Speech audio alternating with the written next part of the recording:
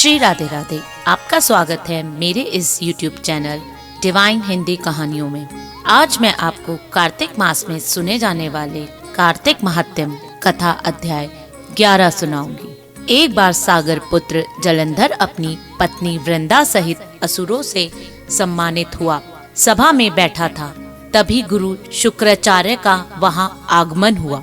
उनके तेज से सभी दिशाएं प्रकाशित हो गई। गुरु शुक्राचार्य को आता देखकर सागर पुत्र जलंधर ने असुरों सहित उठकर बड़े आदर से उन्हें प्रणाम किया।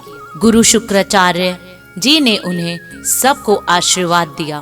फिर जलंधर ने उन्हें एक दिव्य आसन पर बैठकर स्वयं भी आसन ग्रहण किया। फिर सागर पुत्र जलंधर ने उनसे विनम्रता पूर्वक पूछा, हे गुरुजी, आप हमें यह बताने की कृपा करें कि राहु का सिर किसने काटा था। इस पर दैत्य गुरु श्री शुक्राचार्य जी ने विमोचन पुत्र हिरण्याकश्यपु और उनके धर्मात्मा पौत्र का परिचय देकर देवताओं और असुरों द्वारा समुद्र मंथन की कथा का संक्षेप सुनाते हुए बताते हैं कि जब समुद्र में अमृत निकला तो उस समय देव रूप बनाकर राहु भी पीने बैठ गया। इस पर इंद्र के पक्षपाती भगवान विष्णु ने राहु का सिर काट डाला। अपने गुरु के मुख से इस प्रकार के वचन सुनकर जलंधर के क्रोध की सीमा न रही। उसके नेत्र लाल हो गए। फिर उसने अपने धस्मर नामक दूत को बुलाकर और उसे शुक्राचार्य द्वारा सुनाया गया वृतांत सुनाया। तत्पश्चात उसने धस्मर को आज्ञा दी कि तुम शीघ्र ही इंद्रपुरी में जाकर इंद्र को मेरी शरण में ले आओ। धस्मर जलंधर का आज्ञाकारी एवं निपुण दूत था। वह जल्दी ही इंद्र की सुधर्मा नामक सभा में जा पहुंचा और जलंधर के शब्दों में इंद्र से बोला, हे देवता धाम, तुमने समुद्र मंथन क्यों किया और मेरे पिता के समस्त रत्नों को क्यों ले लिया? ऐसा कहकर तुमने अच्छा नहीं किया। यदि तुम अपना भला चाहते हो तो सब रत्नों इन देवताओं सहित मेरी शरण में आ जाओ, अन्यथा मैं तेरे राज्य का ध्वंस कर दूंगा। इनमें कुछ भी मिथ्या नहीं है। इंद्र बहुत विस्मित हुआ और कहने लगा, पहले मेरे भय से सागर ने सब पर्वतों को अपनी कुक्षी में क्यों स्थान दिया और उसने मेरे शत्रु दैत्यों की क्यों रक्षा की? इसी कारण मैंने उनसे सभी रत्न हरण कर लिए। मेरा द्रोही सुखी नहीं रह सकता, इसमें संदेह नहीं।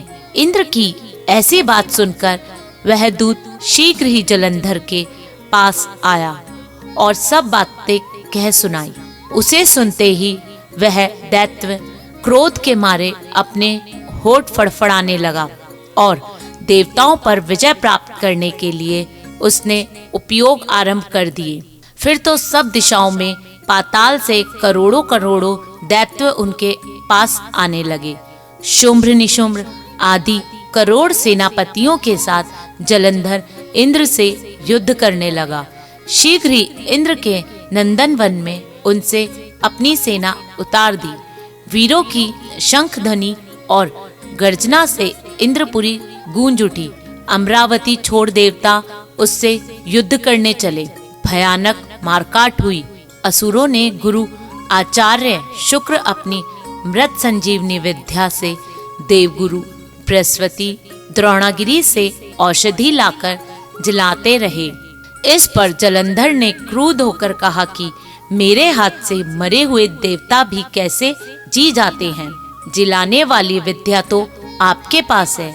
इस पर शुक्राचार्य ने देवगुरु द्रोणाचार्य से औषधि लाकर देवताओं को जलाने की बात कह दी।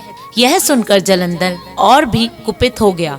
फिर शुक्राचार्य जी से कहा, यदि शक्ति है तो द्रोणागिरी को ही उखाड़कर समुद्र में फेंक दो, तब मेरे कथन की सत्यता प्रमाणित हो जाएगी। इस पर जलंधर कुपित होकर जल्दी ही द्रोणागिरी पर्वत के पास पहुंचा और अपनी भुजाओं से पकड़कर द्रोणागिरी पर्वत को उखाड़कर समुद्र में फेंक दिया। यह तो भगवान शंकर का तेज था, इसमें जलंधर की कोई विचित्रता नहीं थी। तत्पश्चात यह सागर पुत्र युद्ध भूमि में आकर बड़े तीव्र से गति और देवताओं का संहार करने लगा। जब द्रोणाचार्य जी औषधि लेने गए तो द्रोणाचल पर्वत उखाड़ा हुआ शून्य पाया। वह भयभीत हो देवताओं के पास आए और कहा कि युद्ध बंद कर दो, जलंधर को अब नहीं जीत सकोगे। पहले इंद्र ने शिवजी का अपमान किया था। यह सुन सेवायत युद्ध में जय की आशा त्याग कर इधर उधर भागने गए। सिंधु सूत निर्भय हो गया, अमरावती में घुस गए। इंद्र आदि सब देवताओं ने गुफाओं में शरण ले ली। कार्तिक मास अध्याय 11 समाप्त। श्री राधे राधे। अगर आपको मेरा ये कार्तिक महात्म्य पसंद आए तो कमेंट बॉक्स में कमेंट जरूर करें और मेरे इस चैनल को लाइक एंड सब्सक्राइब करना न भूलें तथा शेयर भी करें और बेल आइकन को दबाना ना भूलें। धन्यवाद।